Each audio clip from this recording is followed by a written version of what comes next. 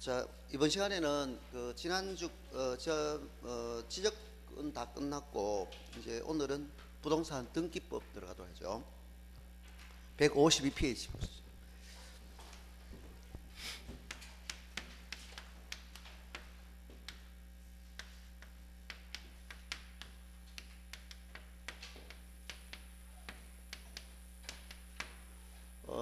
자, 우리 그동안 지적은 토지에 대한 그 사실관계들을 공부하셨다고 하면은 이제 그 부동산에 대한 권리관계에 대해서 보시도록 하죠.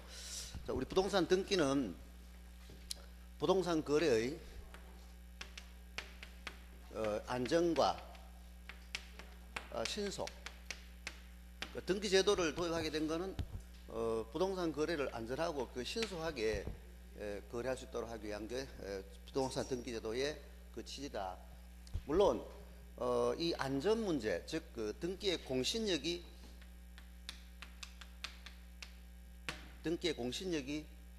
있습니까, 없습니까? 없죠. 그래서 우리나라 등기에는 이 공신력이 없다 보니까 이 안전에는 좀 미비한 점이 있다라고 볼 수 있습니다. 그래서 멀리달부터 서야되긴 선의 취득, 요 선의 취득을 부정함으로써 그 선의자가 보호를 못 받는 이런 사례도 발생할 수 있습니다. 그렇지만은 우리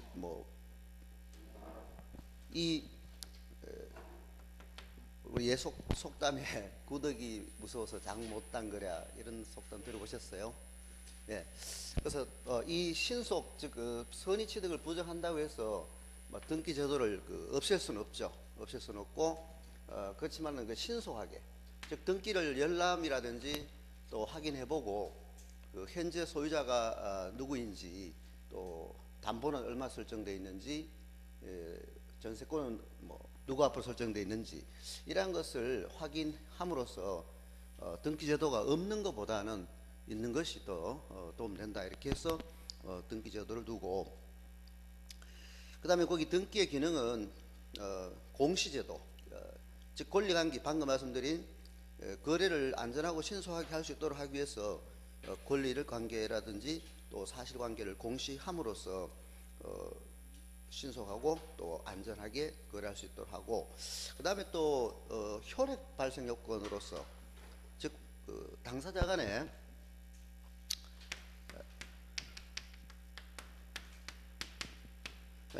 매매 거래 당사자 간의 물권적 합의, 물권적 합의만으로도 물권 변동이 일어나는 걸로 보자.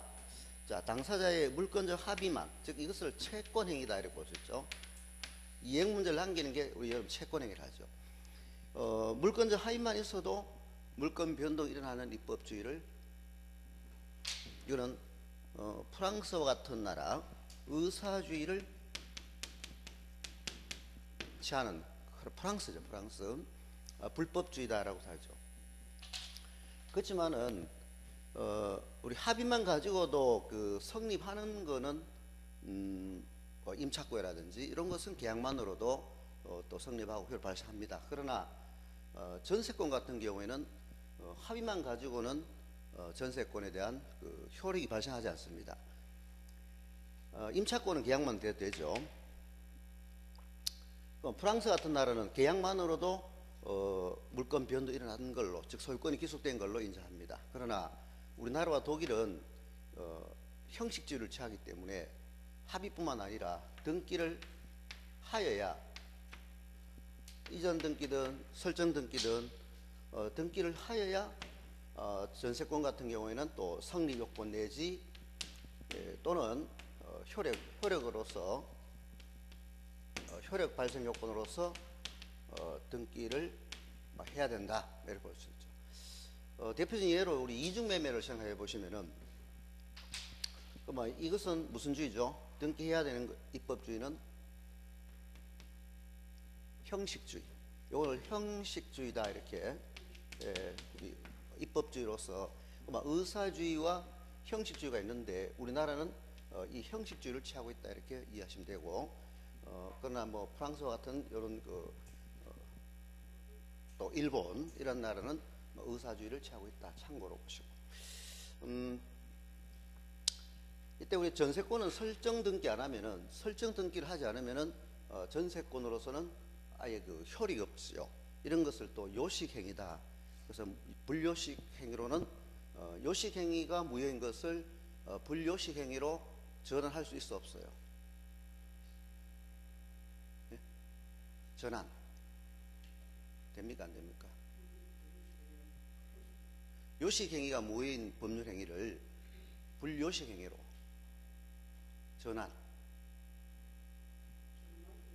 있죠. 우리 불요식행위가 무효인 것을 요식행위로는 안 되죠, 그죠?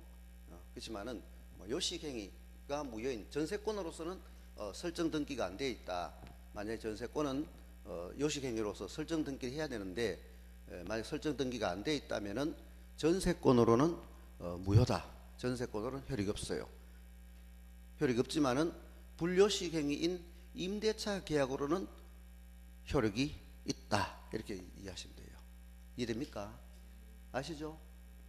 처음 듣습니까? 알고 있습니까? 예, 꼭 이렇게 그러면 우리 전세권은 요식행위로서 설정 등기를 해야 된다. 등기 안 하면은 전세권으로서 효력이 발생하지 않는다. 이렇게 보시고 그렇지만은 설정 등기를 비록 하지 않았다 하더라도 계약 당사자가 무효임을 알았더라면은 즉 전세권으로서 효력이 없음을 알았더라도 임차 계약은 하였을 거라고 인정될 때는 임대차 계약으로서는 성립되었고 또 효력도 발생한다. 이렇게 이해하시면 되고요. 그 다음 또 우리 이중매매 생각해 보죠. 부동산의 이중매매에서 제1매수인, 이 제1매수인하고 제2매수인이 있을 때 이 제1매수인은 아직까지 중도금만 또 잔금 치르고 또 점유까지 하고 있었다 하더라도 등기를 이전하지 않았을 경우에는 이것은 채권행위에 불과해요. 채권에 불과합니다. 물건 시다 못한 거예요. 그래서 이 제2매수자가 먼저 이전 등기를 해버렸다. 먼저 이전 등기를 했을 때는 이때는 제2매수자가 물권을 취득한 거죠. 이렇게 물권하고 채권하고 충돌되면은 당연히 물건이 우선하기 때문에 이 제2매수자가 소유권을 취득하게 됩니다. 제1매수자는 이제 매도인에게 뭐 계약 해제라든지 또 손해배상으로 이제 해결하고 또 형사적으로는 무슨 죄예요? 형사상. 매도인은 무슨 죄입니까?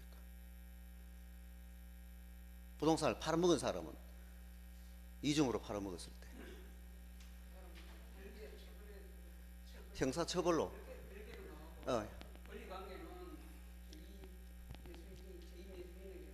그렇죠. 이 제2매수인이 이 사람이 취득해버리죠. 이 사람은 선이든 악이든 이 사람은 등기를 취득해버린 겁니다. 물론 뭐 적극 가담했다. 단 이 적극 가담 시는 절대 무효로 처리하게 됩니다. 적극 가담했을 때는. 그래서 단지 그 악이었다는 이유만으로 부동산을 취득할 수 없는 경우는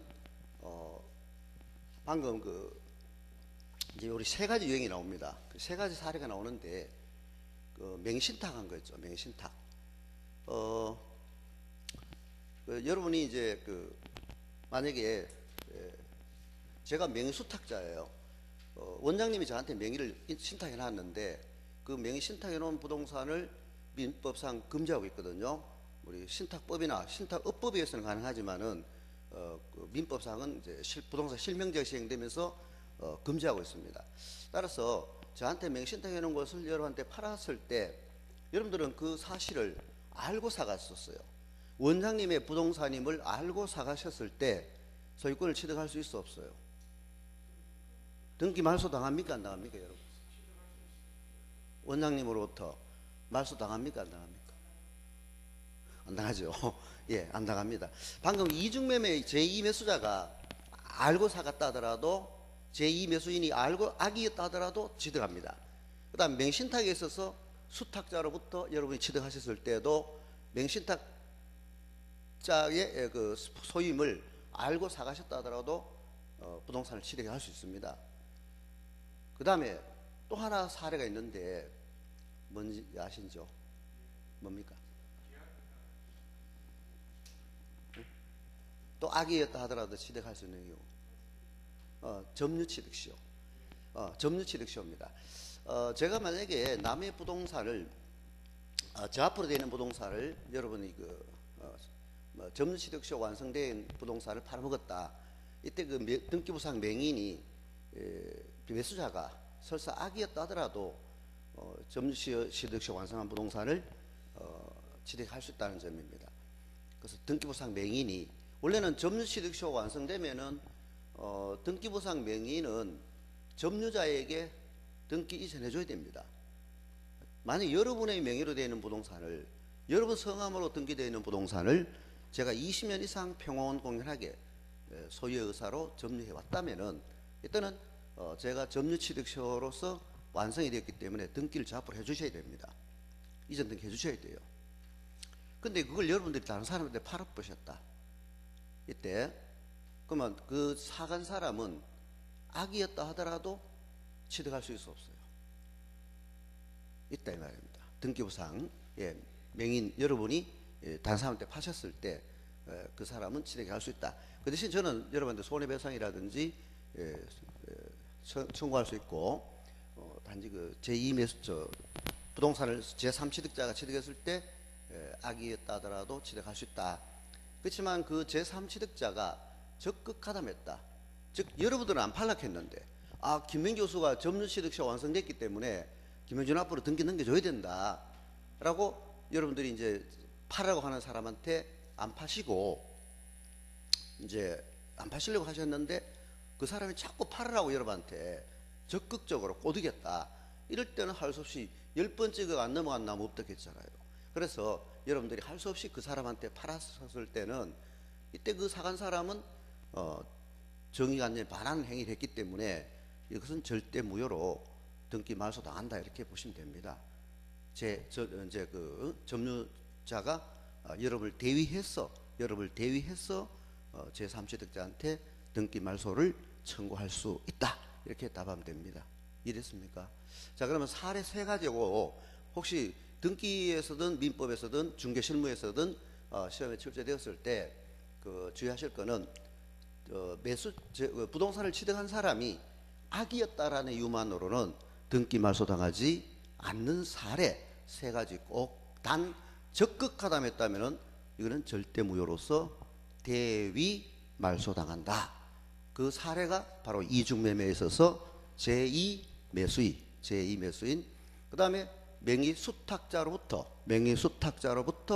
소유권을 취득한 자, 그 다음에 점유취득시효가 완성된 부동산을 점유시효 취득이 완성된 부동산을 명의 등기부상 소유자로부터 전득해 간 자, 이 사람은 악이었다 하더라도 소유권을 취득할 수 있다. 단 적극 가담했을 때는 대위 말소 당한다. 아시겠죠? 3개 사례 자주 출제되니까 꼭 참고로 이해해 주시고요. 자, 이렇게 우리나라의 등기는 이렇게 당사자의 물권적 합의만 가지고는 물권 변동이 일어나지 않고 등기를 해야 우리 법률 행위를 하죠. 이 법률 행위로 인한 물권 변동은 반드시 등기를 해야 물권 변동이 일어난다. 근데 그렇지만 법률의 규정에 의한 것, 법률의 규정에 의한 이 법률의 규정에 의한 물권 변동은 등기 없이도 물권 변동이 일어나죠. 법률의 규정에 의한 거는. 그렇지만 법률 행위로 인한 물권 변동은 등기를 하여야 물권 변동이 일어난다. 이렇게 보시죠. 그러면 우리 법률의 규정에 의한 경우는 상속이라든지 또 경매라든지 수용 이런 것은 법률의 규정에 의한 것이기 때문에 등기하지 않아도 물권 변동이 일어납니다. 여러분 그러면 상속 받으셨을 때는 등기 안 해도 되죠. 그럼 언제 등기해야 됩니까? 팔 때, 즉 처분할 때. 또 은행에 저당권 설정할 때, 그러면 이렇게 저당권 설정한다든지 파는 거는 처분행위다, 이렇게 처분행위, 알겠죠? 그래서 처분 요건으로서 등기를 할 필요가 있는 거지, 물권 변동에 대한 효력 발생 요건으로는 등기 안 해도 여러분에게 피상속인이 사망하는 즉시 소유권은 상속인들에게 이전된 걸로 물권 변동에 대한 효력이 발생합니다. 아시죠? 그래서 법률의 규정에 의한 물권, 경매도 마찬가지. 여러분 경매 받으신 것도 언제 소유권이 넘어가요? 대금을 완납했을 때죠. 이런 것은 수용원 보상금을 입금 딱 받는 순간에 물권 변경을 한다. 그렇지만 처분하려면은 등기해야 된다. 근데 우리 법률의 규정에 의한 것 중에 그럼 법률의 규정에 의한 물권 변동은 등기 안 해도 되는데, 예외로 법률의 규정에 의한 물권 변동 중에 등기해야 되는 게 하나 있습니다. 항상 우리 예외 없는 규칙은 없다. 예외가 있어요. 이런 건 이제 잘 해놔야 돼요. 예, 점유취득쇼죠. 그래서 점유취득쇼, 방금 아까 말씀드린 20년간 점유를 해왔고 또 법으로부터 이행 판결을 받았다 하더라도 이행 판결은 등기해야 돼요. 형성 판결은 등기 안 해도 되는데, 그래서 이행 판결 받았다 하더라도 아직 등기를 이전에 해가지 않으면은 아직 물권 변동은 일어나지 않았다라는 것도 꼭 좀 예외로, 민법 제 245조죠, 그죠? 민법 제 245조에 아까 타인의 부동산을 소유의 의사로, 즉 자주 점유로 20년 점유하면은 그 점유한 사람에게 소유권을 기속시켜 준 제도. 그러면 이 점유 취득쇼는 등기를 해야 된다. 이것도 하나. 이 점유 취득쇼에 의하여 이거는 민법 제 245조에 명시되어 있지만 이거는 등기해야 된다. 등기하여야 되고, 이때 이 등기가 원래 우리 등기란 거는 소급표냐 비소급표냐, 등기를 했을 때 과거로 법률 사실이 발생한 때로 소급해서 효력 발생합니까? 등기한 때로부터죠. 여러분 만약 시험에 부동산 매매 계약이 나면 증여를 했을 때 그 증여 계약이 성립한 때, 계약이 성립한 때로 소급해서 물권 변경을 한다 하면 안 돼요, 그죠? 예, 소급하는 게 아니죠. 이전 등기 오늘 해가시면은 오늘부터 효력 발생하게 되고, 또 오늘 변경 등기라든지 또 경정 등기라든지 또 말소 등기를 했을 때 오늘 등기한 때로부터 효력이 발생, 변경, 소멸되는 거지. 법률 사실이 발생한 때로 또 계약이 성립한 때로 소급한다 하면은 틀린 질문이 되니까 등기에 대한 효력에 대해서도 매년 시험 출제합니다. 고로 원칙은 우리 등기라는 거는 비소급표다. 물론 등기 자체로서의 어떤 그 법적 효력 발생은 접수한 때부터 효력 발생합니다. 등기 자체 접수한 때부터, 이제 옛날에는 등기관이 도장을 등기부에 기재했을 때 등기로서 효력이 발생한다 이렇게 됐죠. 그러나 이제 전산화되면서 모두 접수받기 때문에 접수한 때로부터 등기 그 자체로서는 효력이 발생하고, 그 다음에 등기의 효력은 원칙은 비소급표다라는 것을 꼭 좀, 원칙은 비소급표다. 근데 이 점유취득쇼에 의한 등기는 여러분들이 20년 점유를 하셨을 때 그 점유하고 등기 여러 번 앞으로 해가셨다. 등기 부상 명의인으로부터. 그럼 언제부터 효력 발생하냐? 만약에 원장님 앞으로 되어 있는 부동산을, 원장님 명의로 되어 있는 부동산을 여러분들이 20년 점유해 오셨어요. 그러면 이제 원장님한테 등기해달라. 원장님 안 해주죠. 그럼 소송에 이겼어요. 여러분들이 이행 판결 받았습니다. 이때 그럼 이행 판결 받으면 단독으로 등기 넘겨갈 수 있잖아, 그죠? 고로 오늘 넘겨갔어요. 오늘 이전해 갔다. 그럼 오늘부터 효력 발생해요? 20년 전으로 소급해요? 아닙니다. 이제 그럼 틀려요.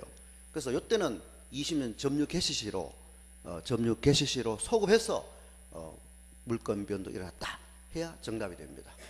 이해하셨죠? 개시시로 소급한다는 점. 그렇지만은 그 다음에 상속 마찬가지.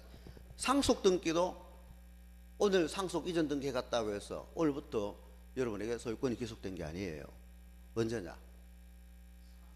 사망시. 예, 피상속인이 사망했을 때로 소급해서 효력이 이전된 걸로, 물권 변경 이런 걸로 이제 시험에 대비해놔야 됩니다. 자, 일단 우리 등기는 접수했을 때부터 등기 자체로서의 효력이 있는 걸로 이제 이해해주고, 그 다음에 등기의 효력에 대해서 만약 출제 소급표나 비소급표자 문제 나왔을 때는 원칙은 비소급표다. 비소급표다. 근데 만약 우리 가등기 나중에 봅니다만은, 가등기를 여러분들이 만약 저희 아파트에 매매 예약 가등기를 2010년도에 3월 한 20일경에 해놨습니다. 그래서 오늘 본등기를 오늘 해가셨어요. 그럼 오늘 본등기 하시게 되면은 이 본등기로서의 효력은 2010년 3월 20일 가등기 한때로 소급해요, 안 해요?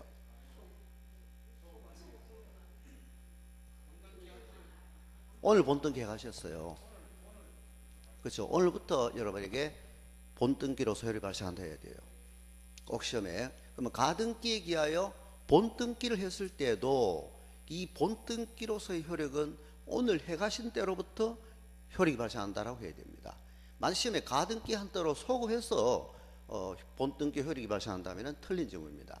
꼭 주의하시고, 그 대신에 순위는 소급한다. 순위. 그래서 순위는 옛날에 가등기 해놓으신 그 순위 번호에 순위가 소급하는 거지 효력이 소급한다 하면은 틀린 지문이다. 꼭 주의하시기 바랍니다. 예.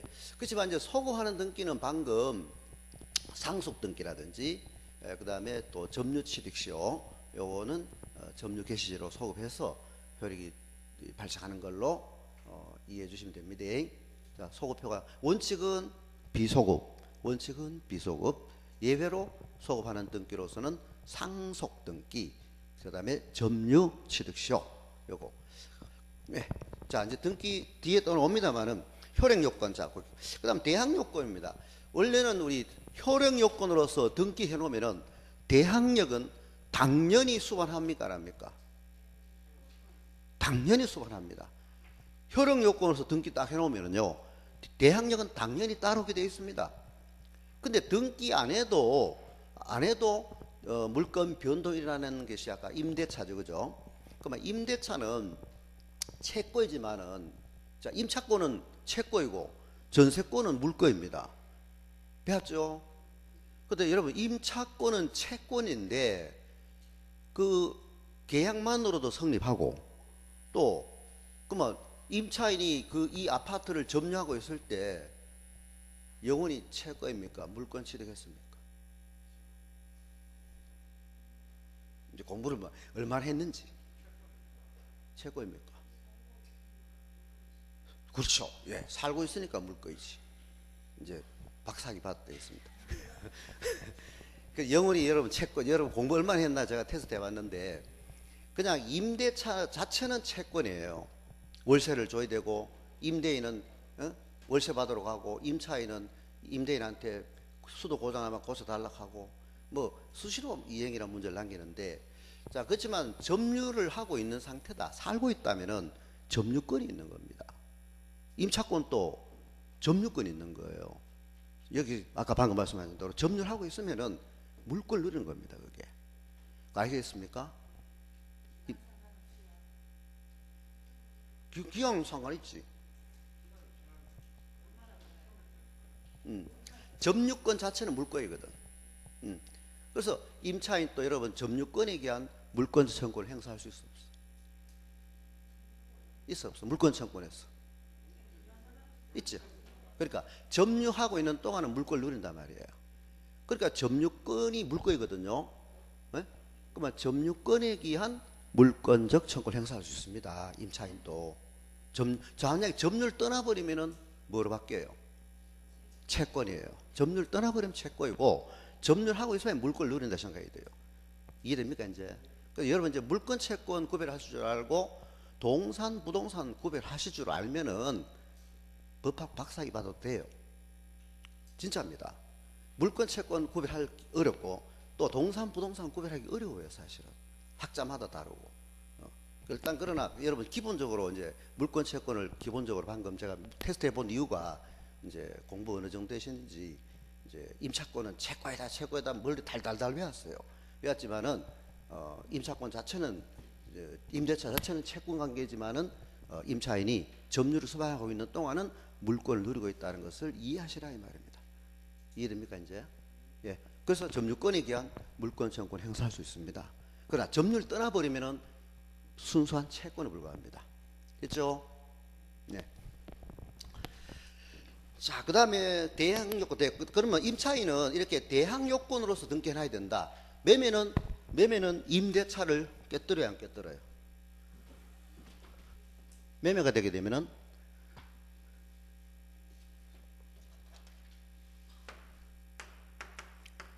매매는 임대차를 깨뜨린다. 이걸 법 적언이에요. 자, 매매로 소유자가 바뀌면은, 매매로 소유자가 바뀌게 되면은 기존에 있던 임대차 관계는 깨진다. 쫓겨난다 이 말입니다. 알겠죠? 원칙이에요. 이게 원칙입니다. 자, 그렇지만 예외로 안 쫓겨나는 경우, 첫째가 바로 등기한 경우입니다. 이 임대차도 등기 딱 해놔버리면은 대항요건으로서 경매로 넘어가든 소유자가 매매로 넘어가든 증여로 넘어가든 주인이 바뀌더라도 기한까지는 안 쫓겨난다 이 말입니다. 아시겠죠? 등기 딱 해놓으면 대항요건으로서 등기해놨어. 근데 이제 등기 안 해도 대항할 수 있는 게 주임법에 의한, 그 다음 상가보호법. 그러면 주임법에 의한 거는 전입신고, 상가법은 사업자 등록 이길. 이것도 이길이죠. 자, 우리 주택임대차 보호법에 하여 전입신고를 해놨다든지, 그 다음에 또 상가임대차 보호법에 하여 사업자 등록 해놨다 라면은 등기해야 돼, 안 했대요? 안 했대죠. 안 해도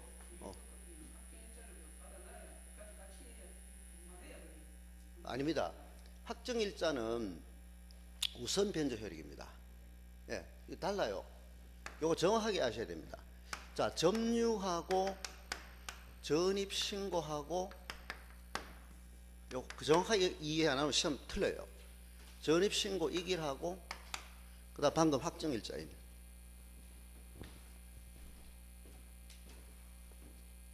선무당 사람 잡니다. 자, 전입신고 이길하고 확정일자예요. 자, 이렇게 쓸 때 요건 여러분 꼭 요걸 기억하시면은 나중에 어디든지 적용하면 돼요. 전입신고 이길 여기에 대항력이라고 합니다. 대항력이라고 하고, 그 다음 확정일자인 요거는 뭐 우선 변제적 효력입니다. 우선 변제적 효력이 있다. 이렇게. 그러면 대항력이란 말은 소유자가 바뀌었을지라도 안 쫓겨난다 이 말입니다. 대항력이란 말은 임차기간 중에 건물주가 바뀌어도, 새로 주인이 바뀌어도 새 주인이 못 쫓아내는 걸 대항력이라고 합니다. 이해됩니까? 그 다음에 우선 변제적 효력은 뭐냐 하면은, 이게 경매 넘어갔을 때, 부동산이 경매로 넘어갔을 때 우선 배당 받아갈 수 있는 힘을 우선 변제 효력이라고 합니다. 이해하셨죠? 네, 다릅니다. 자, 요거 그 다음에 우리 세 번째, 자, 매매가 토지, 공장, 건물, 상가, 주택, 이 소유자가 바뀌어버리. 옛날에 막 상가임대차 보호법이나 주택임대차 보호법이 1980년대 제정됐는데, 상가는 물론 그 이유입니다만은, 그러면 이 법이 시행되기 이전에는 소유자가 바뀌면은, 건물주가 바뀌면은 기한이 남아 있어도 쫓겨났습니다. 무슨 말인지 알겠습니까? 매매는 임대차를 깨뜨린다는 말이. 그러면 전두환 우리 대통령 시절 이때부터 이 주임법이 시행됐는데, 그러면 그 이전에는 쫓겨났어요. 집주인이 바뀌면은. 그렇지만 이제 이 주택임대차 보호법이 시행되고부터는 주인이 바뀌더라도 기한까지 살도록 해줘라, 이렇게 법 만드는 거예요. 이해됐습니까 이제? 예. 상가도 이제 그 이후로 법이 만들어지면서 이제 보호하게 되었습니다. 그렇지만 이제 토지라든지 공장 건물 임차인 보호법이 없어요. 없습니다 이제. 그럼 공장 건물을 만약 여러분들이 공장 건물을 구매해서 어떤 공단에서 공장하시려고 건물을 임차했어요. 임차해가지고 등기를 안 하시고, 예? 임차권 등기 안 하시고 공장 열심히 물품 만들고 수출을 하시다가 공장 건물주가 바뀌었어요. 자, 그러면 기한이 남아 있어도 공장 건물 새로 사온 건물주가, 즉 건물 양수인이 여러분 기계 드러내세요 하면 기한이 아직 3년 남았어. 그래도 드러내야 돼요, 안 드러내야 돼요? 드러내야 됩니다. 드러내시고 기존 건물주한테, 기존 임대인한테 기한 이익을 상실당했기 때문에 손해배상과 계약 해지를 할 수밖에 없어요. 이해하셨습니까? 네, 새로운 양수인한테는, 새로 공장을 사온 사람한테는 대항할 길이 없습니다. 무슨 말인지 알겠습니까? 이제 우리 공부를 하시면은 어떤 현상이 일어나는지를 아셔야 돼요. 그냥 막 시험도 대비하는 건 좋겠지만은 맨 크게 시험에 출제되기 때문에 이제 그 매매는 임대차를 깨뜨린다는 것이 원칙이다 이렇게 이해해 주시고, 그렇지만 예외적으로 예외적으로 주인이 바뀌어도 안 쫓겨나는 경우로서는 방금 등기 딱 해놨을 때다. 등기 해놓으면 더 이상 못 쫓아내요. 제일 확실한 게 등기입니다. 그 다음에 등기 안 해놔도 주택임대차보호법, 상가임대차보호법에 의해서 보호를 해주고 있다 이 말입니다. 됐죠? 네. 그 다음에 이제 세 번째는, 자, 그러면 그러면 토지 같은 경우 어떠냐? 토지도 원칙은 땅을 빌려가 이제 건물 지으려고 했어요. 여러분들이 저 땅을 빌려가지고 건물 지으시려고 토지를 임차했습니다. 토지 임차했어요. 여러분 땅이 없어가지고. 그래서 제가 임대를 했고 여러분들이 건물을 지으시려고 임차해서 계약서만 쓰고 보증금 얼마에 월세 얼마 주시기로 하고 건물을 올렸습니다. 건물 지었는데 나중에 제가 땅을 팔아먹었어요. 원장님한테 땅 팔아먹었어요. 자, 이때 여러분들 원장님이 땅 새로 사온 사람이에요. 새 땅 주인이에요. 여러분 보고 건물 뜯으라 하면 뜯어야 돼, 안 뜯어도 돼? 가건물 지났어요. 네? 가건물. 가건물. 뜯어야 돼, 안 뜯어도 돼? 그게 돼요. 안 뜯어도 돼요. 무슨 법이 그랬습니까? 저는 뜯어야 되는 걸로 알고 있는데. 그럼 매매는 임대차를 깼던데 이거 뭐 하려고 뭡니까?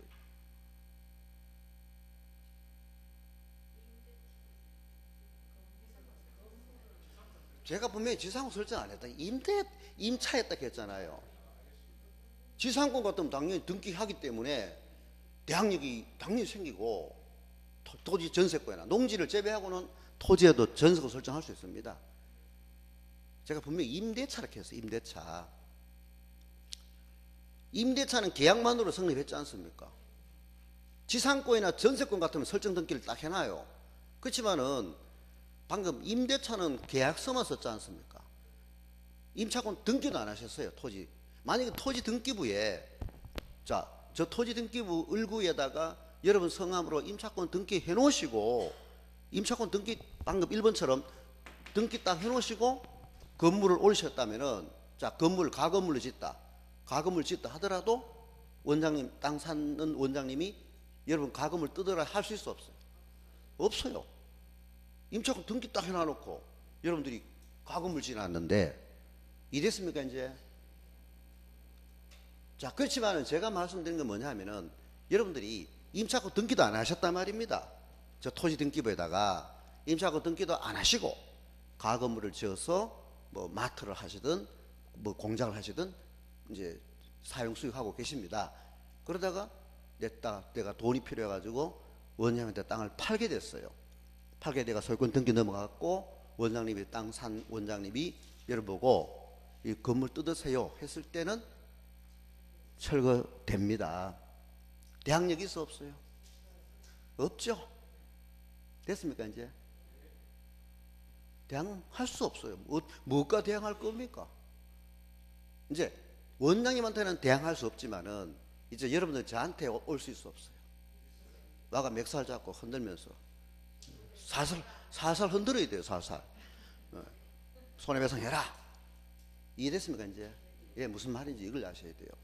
자, 그 다음에 그만 봐. 자, 그러면 토지 등기부, 저 토지 등기부에다가 임차권 등기 딱 해놓으시고 가건물을 지었던 뭐 진짜 허가 받아 건축했던 얼마든지 땅 주인, 새로 땅 주인 바뀌더라도 새 주인 원장님한테 대항할 수 있다. 등기 딱 해놨을 때는. 근데 이제 토지 등기부에 여러분 성함으로 을구에 임차권 등기를 안 하셨다 하더라도, 자, 임차권 등기를 안 했어요. 토지 등기부에는. 토지 등기부에는 임차권 등기 안 했다 하더라도 여러분들이 건물을 올리셔가지고 뭐 하면 대항력이 생깁니까? 그죠? 보존 등기입니다. 바로. 예, 맞습니다. 토지 임차인이 건물을, 이거 잘 알아야 돼요. 건물 보존 등기를 한 경우, 건물 보존 등기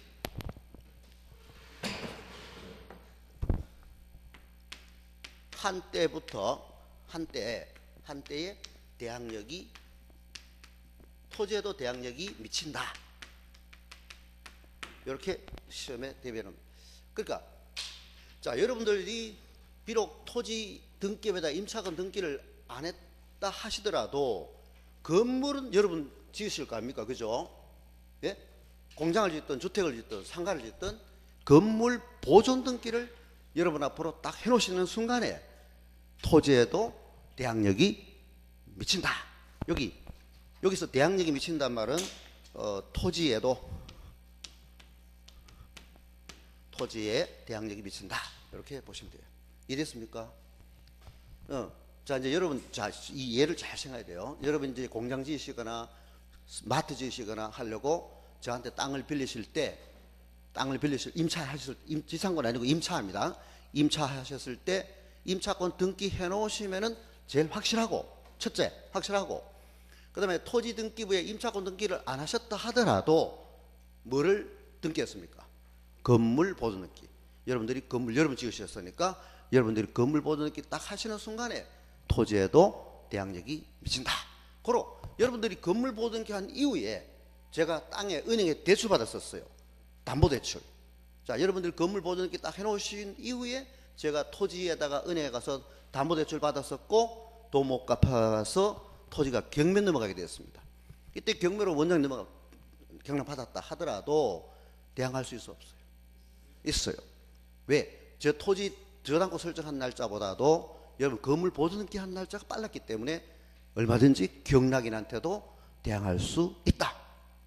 매매로 팔리더라도 매수인한테 대항할 수 있고, 또 경매로 넘어가더라도, 그러면 경매로 넘어갈 때는 토지의 저당권 설정한 날짜하고 접수번호하고 그 다음에 여러분들 건물 보존 등기 하시는 거하고 따져가지고 건물 보존 등기가 빨랐다면은 대항력이 있다. 이렇게 보시면 됩니다.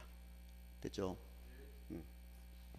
자, 그러니까 이거 꼭 좀 알아놓으시기 바랍니다. 이거 많이 쓰이니까 이게 자, 원칙 우리 임대차는 등기 안 하면 대항할 수 없어요. 그렇지만은 예외적으로 등기 안 해도 상가임대차보호법, 주택임대차보호법, 그 다음에 토지 임차인이 건물 보존 등기 했을 때는 얼마든지 토지 양수인한테 또 경락인한테 대항할 수 있다. 이렇게 이해하시면 됩니다. 자, 그 다음에 처분 요건, 그 다음에 참 우리 대항 요건으로 등기하는 것으로는 임차권 이외에도 환매 특약. 이 환매 특약은 뒤에 나옵니다만은 그러면 환매하고 재매매, 거기다 재매매 가등기 써놓죠. 환매 특약은 여러분 민법 시간에 공부하셨겠지만은 환매 특약 그 부기 등기로 하게 되어 있습니다. 환매 특약은 부기 등기로 하고요. 그 다음에 재매매. 이 재매매는 그만 환매하고 재매매하고 비교해서 공부하셨죠, 그죠? 차이 아직 안 했습니까? 환은 되돌아올 환자잖아요. 되돌아올. 오늘 여러분들이 저한테 부동산을 돈이 없어 팔아요. 아파트든 토지든 전부 저한테 매매로 파시는데, 근데 특약으로 넣기를 여러분들이 5년 후에 다시 사가기로 한다. 이게. 오늘 내 돈 없어서 비록 이걸 매도담보라 그래요. 이걸 통칭해서 매도담보다 이렇게 표현하는데, 원래 은행에 대출 받으시면은 아파트가 뭐 3억짜리라 하더라도 우리 그 담보 비율이 낮춰져가 3억 다 대출 안 해주잖아, 그죠? 돈은 3억 필요한데, 돈은 3억 필요한데 아파트도 3억 나가는데 은행 대출 받으러 가면은 담보 비율이 뭐 DTI입니까 뭡니까 신 DTI인가 그거로 해서 대출 그만 안 해줍니다. 그래서 할 수 없이 저한테 그만 3억은 필요하고 저보고 사락합니다. 매매 형식으로. 그게 환매 특약으로 할 수 있는 거죠. 아니면 재매매로 하시든지. 비록 오늘 내가 여러분들 니한테 팔지만은 나중에 다시 사가겠다. 이것도 다시 사고 팔자. 똑같은 거예요. 근데 이거는 금액이 오늘 3억에 저한테 팔았다면 5년 후에도 얼마예요? 5년 후에는 그 아파트가 6억이에요. 6억. 이때는 5년 후에 여러분 6억에 다시 사가야 됩니까? 매나 3억에 사가야 돼요. 6억에 살랍니까?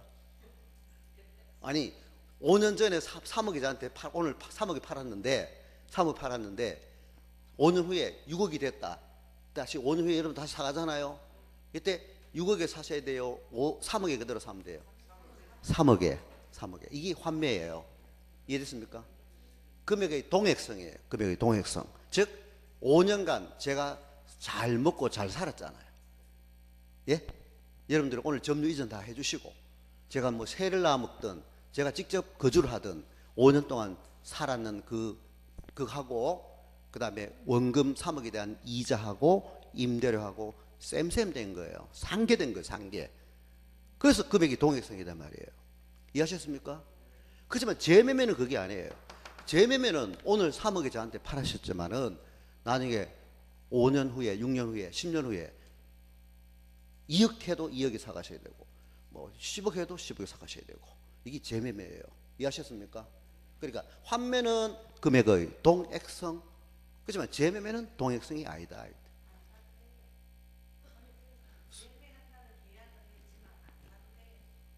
사야 되지. 사야 되지. 의무적으로 사야 되지. 예. 5년 후에 사기로 했으면 5년 후에 사야 되고 3년 후에 사기로 했으면 3년 후에 사야 되고 안 사면 제가 소송하는데. 그 대신에 제3자들한테 대항하려면 가등기 해놔야 말이에요. 가등기를. 이랬죠. 환매 특약은 부기등기로 딱 돼 있기 때문에 등기 우리 뒤에 나옵니다만은 공부합니다. 환매 특약 등기는. 그렇지만 이 재매매는 그 우리 등기법상 등기 제도가 없어요. 그래서 여러분들이 재매매로 자고 오늘 아파트 파시면서 재매매로 약정을 계약서만 써놔놓고 내가 열심히 돈 벌어가 7년 후에는 내가 열심히 돈 벌어가 다시 사가겠다. 우리 뭐 예를 들어서 뭐 조상답이라든지 이런 거는 다시 정든 땅이니까 다 사가겠다. 또 아파트도 투자 가치가 있거나 여러분 팔기 아까운 아파트라면은 다시 나중에 사가겠다. 이렇게 하면 저하고 특약으로 재매매 계약을 씁니다. 하고 나중에 그냥 계약서만 써놔놓고 도장만 찍고 저 앞으로 등기만 넘겨놨다. 그러면 다른 제3자한테 제가 팔아먹었을 때 제3자들한테 대항할 길이 있어 없어요? 없어요. 그래서 제3자가 이제 제3자한테 등기 말소를 못 시키니까 그러면 제3자들한테 여러분들이 재매매에 대한 대항력을 갖추시려면은 그 밑에다가 가등기 딱 해놓으셔라 이 말입니다. 이해하셨습니까? 저 앞으로 이전 등기 해놓잖아, 그죠? 저 앞으로 이전 등기 딱 넘겨놓으시고 그 밑에 주등기로 여러분 성함으로 가등기 딱 해본단 말이에요. 그럼 나중에 제가 제3자한테 원장님한테 팔아먹더라도 원장님 이전 등기 해가시더라도 여러분들이 본 등기 해버리시게 되면은 원장님의 이전 등기 등기는 등기관이 직권말소했기 봅니다. 이해하셨습니까? 그래서 이 재매매는 가등기로 대항하기 위해서 가등기 해놓으셔라 이 말입니다. 그리고 나중에 우리 가등기 공부합니다만은 가등기가 임시 가짜고 거짓 가짜지만은 등기가 이게 무서워요, 안 무서워요? 무서워요. 등기 중에 제일 무서운 놈이 가등기예요. 경매 받으실 때도 가등기 담보 가등기야 뭐 배당받고 말소되니까 관계 없습니다만은 소유권 이전을 해가기 위한 가등기가 되어 있다면요, 그 부동산 취득하셔서도 안 되고 경락받아도 안 된다는 말입니다. 전세 들어가도 돼요, 안 돼요? 돼요. 될 때도 있고 안 될 때도 있고. 그건 이제 그건 접수 번호 날짜를 봐야 합니다. 가등기대에 여러분 만약에 아파트에 가등기되어 있는 아파트에 전세 들어가시려고 한다. 등기 떡 떼보니 가등기가 되어 있어요. 누구 앞으로? 원장님 뭐 아파트에 월세 들어가려고 하기네. 그러면 이 뭐 그 주택 임대차 보호법상 뭐 전입신고 이거 다 했다 하더라도 이 가등기니 본등기 딱 해버리면은요, 대항할 수 없는 임차권이라면은 역시 가등기 이에 기한 가등기 이후에 월세 들어간 사람은요 쫓겨나게 돼 있습니다. 이해됩니까? 예, 임차인이라고 뭐 불쌍하다고 봐줄 줄 압니까? 세입자 봐줘야 안 됩니까 그거? 주택 임대차 보호법에서 이 사람 봐줘야 되지 않겠습니까? 이렇게 생각할 수도 있지만은 가등기 이후에 들어간 사람은 법이 뭐 여러분 법하고 도덕하고는 같아요, 달라요. 그러니까 그 대신에 임차인이 가등기 하기 이전에 세입자 들어갔다면은 얼마든지 대항할 수 있는 겁니다. 아시겠습니까? 전입신고 돼 있다면. 그렇지만은 방금 가등기 이후에 세입자가 들어갔다면은 이게 임차인이 본등기를 해버리면은 소유권 이전해가서 본등기 해버리면은 임차인은 대항할 길이 없습니다. 쫓겨납니다. 이렇게 우리 등기 공부하시는 거는 이제 이런 이제 사례들. 그래서 공인중개사 하시면서 이 등기도 모르시고 했다가 손해배상 해주는 중개사분들도 많아요. 저 주변에도. 그래서 공부를 좀 등기법을 확실하게 좀 하셔서 시험도 물론 합격하셔야 되겠지만은 또 실무에 가셔서도 등기를 잘 보실 줄 알아야 나중에 이제 고객들한테 피해를 안 주는 거죠. 이해했습니까? 자, 그다음에 뭐 처분 요건으로서 등기하는 거는 뭐 상속, 수용, 경매, 판결 아까 말씀드린 거고요. 그다음에 우리나라 등기제도 특질은 신청주의, 물적 편성주의 넘어가도록 할게요. 자, 그다음에 154페이지 등기 효력에서는 이미 아까 성립 요건주의 내지 효력 요건으로서 등기 독법한 거는 우리 독일법이다 이 말이에요. 한자로 독법주의 하는 거예요. 독일. 그 우리나라 법은 독일 민법을 본받아가 그대로 번역했다 보면 돼요. 근데 이제 프랑스 아까 불법 프랑스는 의사주의라 했잖아요, 그죠? 프랑스는 여러분 프랑스 언어는 딱딱해요, 부드러워요. 상송, 봉주르 이래요. 근데 독일은 구텐탁 하고 막 이렇게 해요. 그래서 독일은 우리나라처럼 형식주의를 취하고 프랑스와 같은 일본도 언어가 딱딱해요, 부드러워요. 부드럽죠? 그러니까 이 언어, 국민성이 언어에서 다 나타납니다.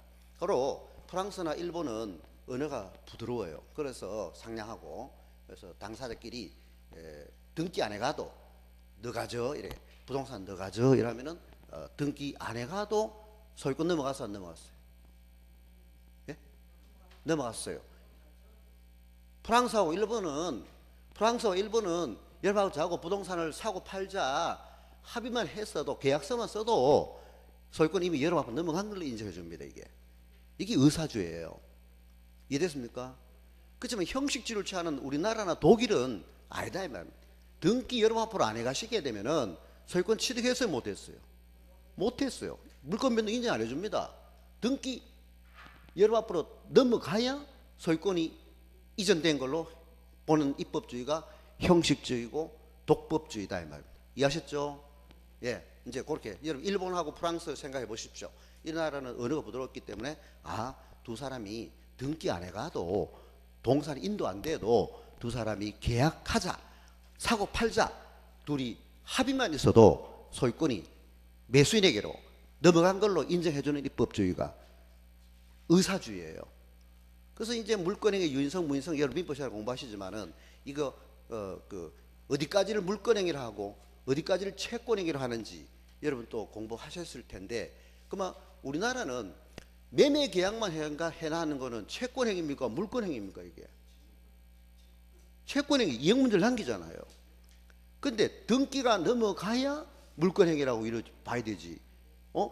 어떤 교수는 둘이 계약만 해도 물권행위다 이렇게 하는 교수가 있고, 아니다, 등기 이전 필요한 서류, 인감, 등기 필증 다 매수자한테로 교부돼야 물권행위다 욕하는 교수가 있고, 그 다음에 김명진 같은 놈은 등기 해가야 물권행위다 욕하는 교수가 있고, 어떤 게 맞습니까? 그렇죠. 등기 해야 물권행위다라고 해야 되지. 근데 여러분 혹시 시험에 등기라든지 물권행위 나오더라도 둘이 계약한 것 아직까지 등기 넘어가기 전까지는 당사자 간의 채권 관계로 보기 바랍니다. 언제로 등기 청구권은 채권이에요. 여러분들 저 인감 떼드리고 필증 다 드렸지만은 자 원체 자 교수님들이 이 교수님 중에 방금 뭐 프랑스 유학 갔다 온 사람은 어디까지를 물권행위를 하겠어요? 프랑스 갔다 온 사람 유학파 계약 그렇죠 계약 계약한 게 물권행위를 할 거예요 프랑스는. 자 그다음에 우리나라 독일 갔다 온 사람은요 등기해 가야 아니면 최소한 이전 등기에 필요한 서류 인감 필증 여러분이 혼자 가셔서 등기 넘겨가실 수 있는 서류가 다 교부되었을 때 이행 문제를 안 남기니까 이때를 물권행위를 하자 하는 요소가 있고, 그럼 또 여러분 드리는 인감이나 필증 분실해 봤어요. 그럼 인감 또 떼달라고 하면 저한테 떼드려야 됩니까 안 떼드려야 됩니까? 떼드려야 되죠, 그죠? 그때 또 이행 문제를 남기지 않습니까? 그래서 등기 완벽하게 넘어갔어야 이제 물권행위다 이렇게. 여러분 이제 채권행위 물권행위도 구별할 줄 알죠? 그럼 준물권행위는 뭔데요? 준물권행위 뭔데요? 준물권행위, 채권행위, 물권행위, 준물권행위. 저 이름 김명준이에요. 준이에요. 준물권행위는 뭐예요?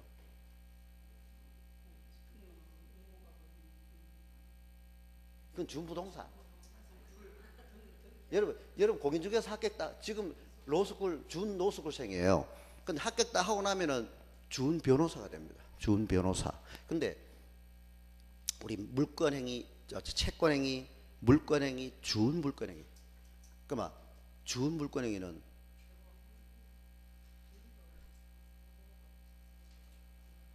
이제 확실하게 좀 이제 이해해 주시기 바랍니다. 방금 부동산은 등기가 넘어갔을 때 완전한 물권 맺어놨고 동산은 인도돼야 돼요. 제가 시기가 팔았을 때는 인도돼야 돼요. 근데 제가 아파트 분양권, 아파트 분양권은 물권입니까 채권입니까? 채권이에요. 아파트 분양권 전매 가능합니까 지금? 세금 떼고 전매할 수 있죠. 그럼 아직 물권 취득했어요? 준물권 취득했어요? 준물권이지. 분양권 받아. 제가 분양받은 걸 여러분한테 팔아먹었단 말이에요. 이랬습니까? 아직 여러분 등기돼서 안 됐어요? 안 됐죠. 그게 준물권행위예요. 그러니까 방금 동산이나 부동산이 연합보로 소유권이 완전 넘어가면은 물권행위가 이루어졌다 이렇게 생각하면 됩니다. 됐죠? 소유권 부동산 이전 등기 넘어갔고 동산은 제가 이거 시계 풀어가 인도해드렸고 택배로 배송됐고 그 다음에 그러나 물건이 아닌 방금 기타 채권 양도. 그럼 아파트 분양권 채권이기 때문에 제가 분양받은 채권을 여러분한테 양도했어요. 더 이상 이용 문제를 남겨 안 남겨요. 자, 상품권을 여러분 살 수 있어 상품권. 아파트 분양권도 채권이죠. 상품권도 채권입니다. 채권. 요걸 제가 여러분한테 팔기로 계약했어요. 그 아파트 분양권 매매하기로 했고 상품권 매매하기로 했어요. 아직 상품권도 교부 안 됐고 분양권도 앞으로 여러분 앞으로 명의 변경이 안 됐습니다. 이럴 경우에는 채권 행위에 불과합니다. 그렇지만은 상품권도 교부해드렸고, 네? 그다음에 아파트 분양권도 여러분 앞으로 해드렸어요. 이전해드렸어요. 그러면 이제 더 이상 이용 문제를 남겨 안 남겨요? 안 남기죠. 요걸 뭘 한다? 준 물권 행위를 한다. 됐죠 이제 요 세 개 용어를 이제 꼭 아셔야 그래도 공부를 좀 하셨다. 이제 기본이 돼 있다 이렇게 될 수 있어요. 좀 쉬었다 하겠습니다. 예.